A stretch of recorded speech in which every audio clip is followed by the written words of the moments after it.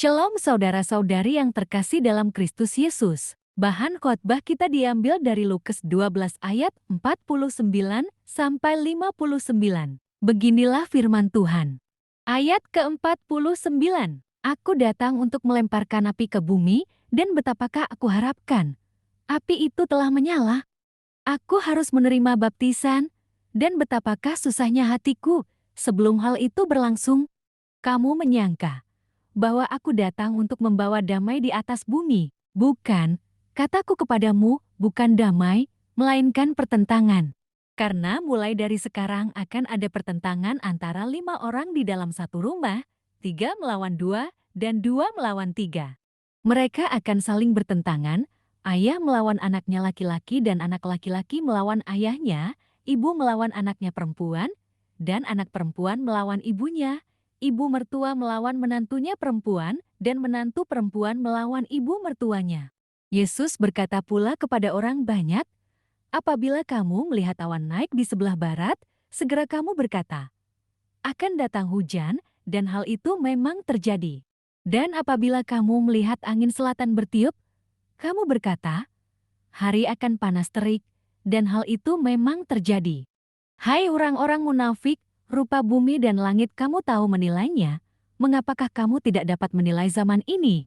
Dan mengapakah engkau juga tidak memutuskan sendiri apa yang benar? Sebab, jikalau engkau dengan lawanmu pergi menghadap pemerintah, berusahalah berdamai dengan dia selama di tengah jalan, supaya jangan engkau diseretnya kepada hakim dan hakim menyerahkan engkau kepada pembantunya dan pembantu itu melemparkan engkau ke dalam penjara. Aku berkata kepadamu, engkau tidak akan keluar dari sana sebelum engkau membayar hutangmu sampai lunas. Demikian firman Tuhan. Sahabatku, dari perkataan dan pengajaran Yesus yang tertulis dalam kitab-kitab Injil, kita menemukan beberapa hal yang diajarkan tentang kasih, pengampunan, murah hati, hal memberi, dan sebagainya. Namun dalam nas ini, kita diperhadapkan dengan perkataan Yesus yang keras dan berbeda dari perkataan Yesus pada umumnya. Dikatakan, kamu menyangka bahwa aku datang untuk membawa damai di atas bumi. Bukan. Kataku kepadamu, bukan damai, melainkan pertentangan. Bahkan di kitab Matius 10 ayat 34, dikatakan aku datang bukan untuk membawa damai, melainkan pedang. Mengapa dikatakan dalam nas ini Yesus tidak membawa damai? Padahal dalam ucapan bahagianya dikatakan, berbahagialah orang yang membawa damai.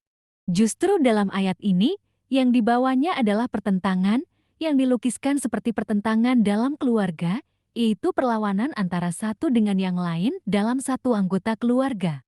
Lalu kita akan dibuat bingung lagi, di mana di dalam ayat 49 dikatakan bahwa dia datang untuk melemparkan api ke bumi. Sehingga muncul pertanyaan, apakah kedatangan Yesus ke dunia untuk membakar dan menghanguskan dunia ini? Padahal dikatakan di Yohanes 3 ayat 16, karena begitu besar kasih Allah akan dunia ini, sehingga ia telah mengaruniakan anaknya yang tunggal, supaya setiap orang yang percaya kepadanya tidak binasa, melainkan beroleh hidup yang kekal. Sahabatku, kedatangan Yesus ke dunia bukanlah untuk mengacaukan situasi, supaya terjadi kerusuhan dan permusuhan di dunia ini. Bukan pula untuk memperlihatkan kekejamannya dengan membakar dunia ini. Namun kita mau diarahkan untuk mengenal siapa itu Yesus dan untuk apa dia datang ke dunia ini. Bahwa kedatangannya bukan seperti para caleg yang berdiri di pentas kampanye menaburkan berbagai janji-janji yang enak didengar. Tetapi Yesus yang datang itu adalah yang berkuasa atas kehidupan ini, yang akan mengubah dan memperbaharui kehidupan ini dengan kuasanya. Jelas sekali dalam Yeremia 23 ayat 29 dikatakan, bukankah firmanku seperti api, dan seperti palu yang menghancurkan bukit batu? Artinya adalah, kuasa firman-Nya akan bekerja seperti api yang menyala-nyala, dan seperti palu yang menghancurkan. Firman-Nya akan bekerja di tengah-tengah kehidupan manusia, untuk menyatakan kebenaran Tuhan nyata di dunia ini.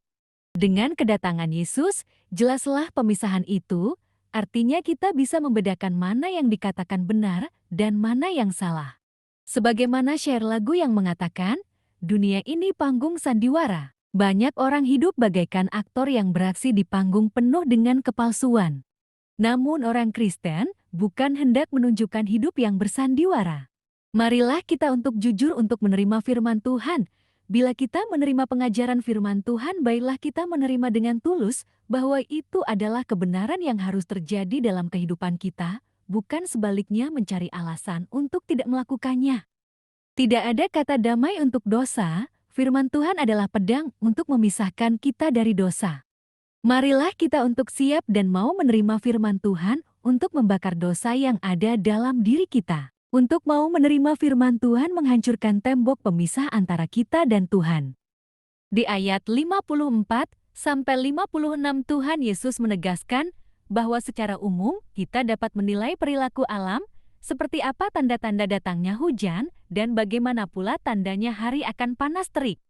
Bagaimana mungkin kita memilih jalan hidup yang salah jika kita sudah diperlihatkan mana jalan yang benar?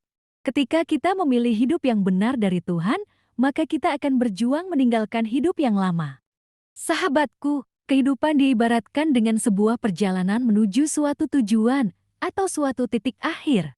Syaratnya kita harus membawa bekal untuk bisa sampai ke tujuan ini. Dalam perjalanan, kita akan menemui halangan dan rintangan, susah dan senang, namun kita tetap berusaha agar bisa sampai di tujuan untuk beristirahat. Begitu pula dengan jalan hidup kita sebagai manusia, menuju rumah Bapa yang kuasa. Kita diberi bekal oleh Kristus dengan pembaptisan dan dengan kekuatan Roh Kudus, namun kita tidak terluput dari halangan dan rintangan, suka maupun duka.